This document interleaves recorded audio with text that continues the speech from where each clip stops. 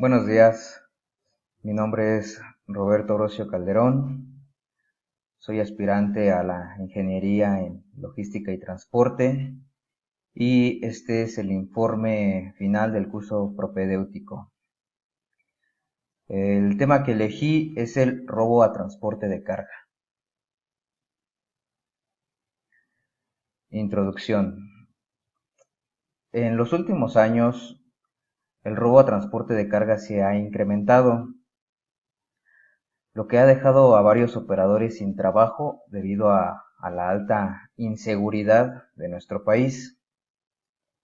De acuerdo con la Canacar, que es la Cámara Nacional de Transporte de Carga, de los años 2013 a 2017 se ha incrementado en un 480% los robos, por lo que varios operadores prefieren dedicarse a otra cosa y ya no dedicarse al traslado de mercancía, más que nada por su seguridad y por su integridad. El objetivo de esta investigación es hacerle conciencia a los operadores para que disminuyan sus incidencias durante los trayectos de punto A a punto B, para que lleguen con bien a su destino. Una incidencia es una acción repetitiva por parte de un operador que pone en riesgo tanto al mismo operador como la mercancía como la unidad. Puede ser paradas continuas en zonas no autorizadas o en zonas rojas. Puede ser que se detengan por alimentos iniciando su viaje. Puede ser que se detengan a cargar combustible cuando desde un inicio tuvieron que salir con el combustible y los gastos completos para llegar a su destino. Estas son incidencias por parte de los operadores que ponen en riesgo su integridad y la mercancía. Los objetivos específicos es principalmente que un operador cumpla con un círculo de servicio. Un círculo de servicio es que un operador te reporte a dónde va a cargar, cuando llegue a cliente a cargar, cuando lo estén cargando, cuando lo terminen de cargar, cuando inicie ruta y si por alguna situación se tiene que detener al sanitario, que avise su detención, asimismo su reinicio y que cuando llegue a su destino diga que ya arribó a su destino. Este es un círculo de servicio que todo operador debe seguir para que los centros de monitoreo sepan a qué se detuvo y no se tenga una falsa alarma. También tienen que seguir las medidas de seguridad de los clientes. Muchos clientes, cuando el trayecto es muy corto, le piden a los operadores que su viaje sea directo, o sea, sin ninguna parada, sin ninguna estadía. O muchas veces los clientes solicitan a los operadores que tengan constante comunicación con sus centros de monitoreo a fin de asegurarse de que todo vaya bien, vaya en orden. Muchos de estos operadores cuentan con claves de amago que también son detonantes para saber si está en peligro, si ven alguna situación mala. Igual las unidades tienen lo que es un botón de pánico, que al momento de accionarse, a los centros de monitoreo se les refleja una alerta, que son los que inmediatamente tienen que actuar para ver qué es lo que está pasando. Muchas veces son falsas alarmas, pero otras veces son reales y hay que intervenir con Policía Federal.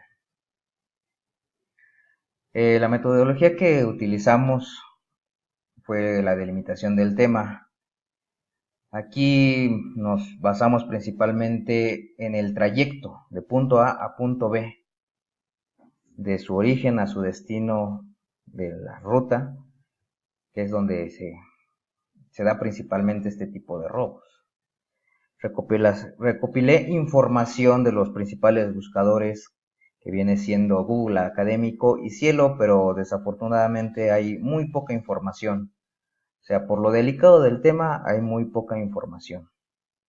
Realicé una visita de campo, pero no fue suficiente, puesto que las unidades en su base están seguras y realmente el riesgo es en ruta desde que salen de un cliente hasta que llegan a su destino. Realicé entrevistas a una persona encargada del centro de monitoreo, quien fue quien me empapó más me metió más en detalle de qué es lo que se hace, en qué están más al pendiente. Y finalmente realicé una encuesta. La encuesta la hice vía electrónica y se la hice a 12 personas, 6 personas relacionadas en el ámbito de transporte y 6 personas que no. Y pues sí, se obtuvieron resultados variados. Primero se identificaron las zonas rojas. Las principales zonas rojas de la República Mexicana son el Estado de México, Tlaxcala, Puebla, Veracruz y Michoacán. Actualmente la mayoría de robos que se han tenido ha sido en la zona de Puebla, en la zona del sureste. Se puede decir que lo que es La Esperanza, El Fortín, Cumbres de Maltrata, ahí es donde interceptan a las unidades, las inhiben, muchas veces hay retenes falsos y ahí es donde amagan a los operadores, se suben a las unidades y se las llevan. La mercancía la venden en el mercado negro, las unidades muchas veces las desvalijan y las venden por piezas igual en mercado negro. Nosotros tenemos la ventaja de contar con sistemas de rastreo GPS, que si se detecta a tiempo una inhibición, podemos buscar la última ubicación que nos arroja el GPS, y ahí es donde se mandan los operativos, y ahí es donde le seguimos la pista a los transportes. Por eso es la importancia de conocer las paradas autorizadas. Una parada autorizada es un punto específico donde las líneas transportistas o casas de seguridad dicen que el lugar es seguro. Para ser seguro tiene que haber alumbrado, tiene que estar bardeado, tiene que haber seguridad, tiene que tener servicio de regadera, servicio de banco, bueno, cajero, servicio de carga de combustible, así como restaurante. Esas son las principales características que tiene que tener una parada autorizada. Una muy famosa es el Potosino, que está pasando la caseta de San Luis Potosí. Otro parador muy famoso que cuenta con estos servicios es rumbo al sureste, kilómetro 23 de Cuitláhuac a Cosamaloapan, el parador La Tinaja. Son paradores que cuentan con estas características. Ahí es donde los operadores se pueden detener, descansar, tomar alimentos, asearse, recoger sus gastos, algún complemento de diésel, etc. Las rutas principales por las cuales los transportes de carga circulan son México-Guadalajara, México-Monterrey, México-Veracruz, México-Tijuana, entre otras rutas, pero estas son las principales. La ruta más transitada es la México-Monterrey. Es una ruta de 820 kilómetros desde la Ciudad de México hasta Monterrey, Santa Catarina, que ahí están donde están los principales CEDIs, los principales centros de distribución. La importancia del círculo de servicio es para esto mismo, que si el operador se llega a detener por alguna situación, alguna talacha, no sé, que se le haya calentado a la unidad, alguna llanta volada, aquí es donde empieza su círculo de servicio. Se tiene que comunicar al centro de monitoreo y tiene que decir, ¿sabe qué? Me detengo por esta situación. Al momento de que reanuda, tiene que informar al mismo centro de monitoreo, ¿sabes qué? Ya quedó todo bien, continúo mi recorrido. Adicional a esto, se recomienda mucho el uso de una clave de amago para corroborar que realmente es el operador. La clave de amago solamente la va a conocer el operador y nadie más. En dado caso de que el operador no la sepa, pues es una alerta para nosotros. Tenemos que actuar en el momento aplicando un paro de motor o haciéndole una pequeña entrevista al operador, cerciorándonos de que realmente sea él el que está continuando con el recorrido. Los centros de monitoreo se encargan principalmente de dar el seguimiento a las unidades de origen a destino. Ellos, mediante una plataforma o una cuenta espejo, como se le conoce, dan seguimiento, van viendo dónde va la unidad, cuál es el trayecto que está tomando. Muchas veces se apoyan por georrutas, geocercas, que le indican que la unidad va por el camino correcto y que están en el cliente correcto. A este mismo centro de monitoreo llegan alertas como un jammer, que es un inhibidor de señal, un botón de pánico, que es cuando el operador ya está diciéndote, ¿sabes qué? Ya tengo la delincuencia encima de mí. Estos centros de monitoreo, al recibir una alerta de emergencia, tienen que actuar inmediatamente, interactuar de inmediato con el operador y seguir los protocolos para, más que nada, para cuidar la integridad tanto del operador, de la mercancía, de la unidad. Los centros de monitoreo también, si ven que ya es un robo confirmado, automáticamente enlazan con